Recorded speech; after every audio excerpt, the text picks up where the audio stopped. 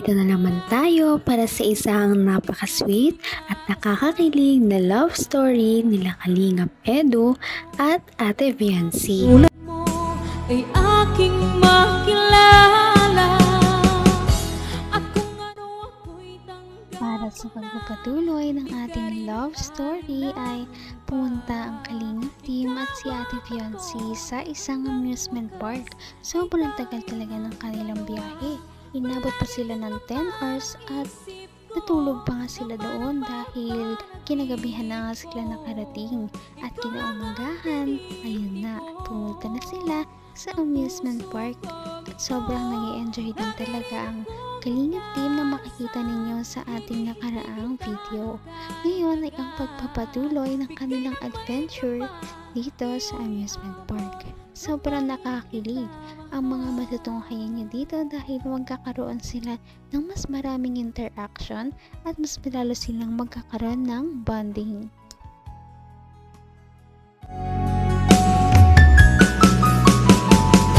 Ang nice ko lang.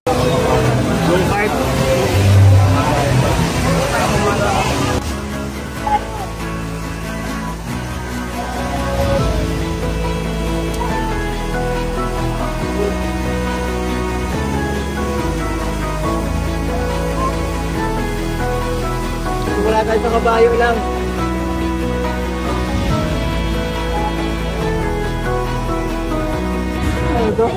Warm up. Warm up. Kabayo, yan. Doon tayo mamaya. Melvin, tara!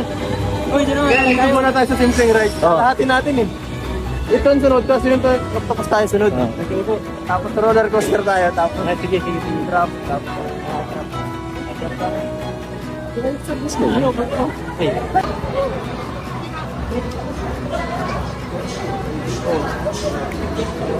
Anong problema? Sana di ako mapahiya.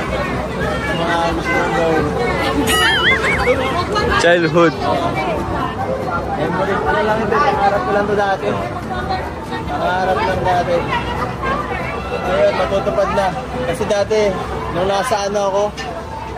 dito ako tumitira. Isang taon ako dito. Pero hindi pa man lang ako nakatry. Kahit isang beses. Pero Kung ano ako'y tanggap mo na, hindi ka rin nag-alala. Para daw sa warm up na kanilang sasakyan ay sasakay muna sila sa isang carousel dahil ito ay hindi man na masyado nakakatakot. Mamaya na daw sila sasakay sa ibang mga extreme na rides kaya enjoyin ninyo kung ano ang mga mangyayari dito. taon ako dito. Pero hindi pa man lang ako nakatry. Kahit isang beses. Pero ngayon, natutupad na. Kasama pa kayo, di ba? Lalo ka na. Sobrang saya. Tara. Sumakay tayo sa kabayo. Nung bata ako, gusto ko dito sumakay eh. Ay, galaw. Ikaw mag-alala, sanay na ako dito sa Baguio.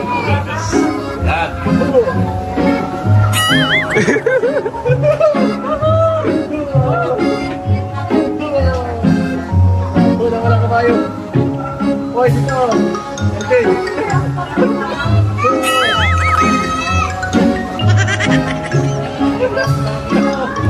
Pambira, yan.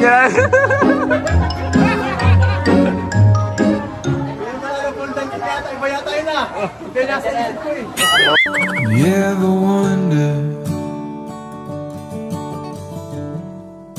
if days like these last with one another? Ay, tumatak! Uy! Uy, mapira! Uy, parang... Around town, in the city I go when I was struck by luck. Naman ang bawat panaginip ko, ikaw lang ang tinitipon. Kanilang unang ride na sinakyan ay makikita natin kung gaano talaga sila nag-enjoy. Si Kalingap Edu ay sobrang komportable at nag-enjoy siya kaya makikita natin na parang medyo childish siya at lumabas ang kanyang pagiging makulit.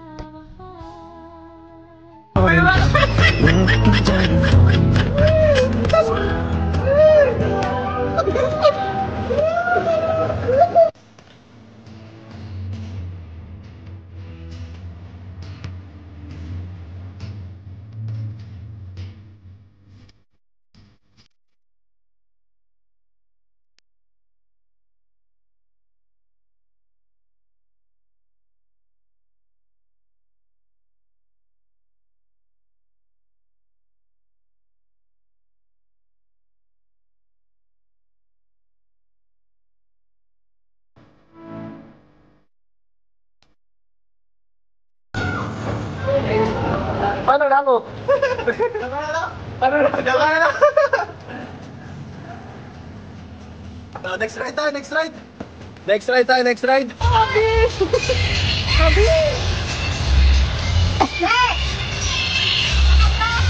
Sinanap mo.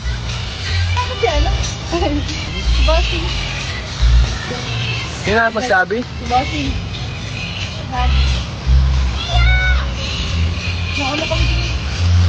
Saan kayo masakay? Pinaguhan ako. Pinaguhan ka? Ito ba yung musok dito? Saan mo hanapin dito? Hanggang wakas ay tayo ng dalawa. Palagi kang naman ang isip. Upang ma-document naman ang kanilang mga memories sa araw na yun, syempre, nandyan si Ate Fiancee dahil kaliwat kanan ay todo picture siya dahil minsan na lamang ito maranasan ng kasama si Kalingap Edu. Kaya naman mas better na i-capture nila ang mga memories sa pamamagitan ng pag-picture.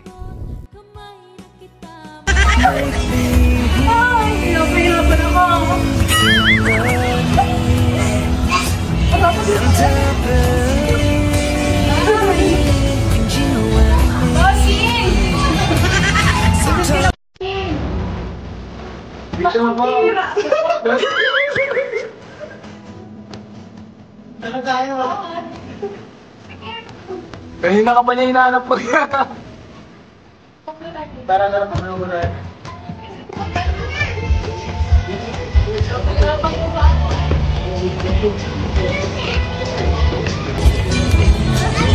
Dito tayo, sa lobo. Saan ba ang ride? Ay! Ay, lilipad na kuya! Next ride, next. Para mas maganda to. Maganda. Masakay na dito. Ay, sakay to. Yan, isa pa yan. Sakay kayo, sakay kayo. Masakay tayo dyan. Bigla yan bumaba. Oo nga eh. Mas ikaw na lang tayo pag nakakatakot. Woo! Yung pre, tinistingan ko lang. Grabe ang taas. Gusto kasama si Bob?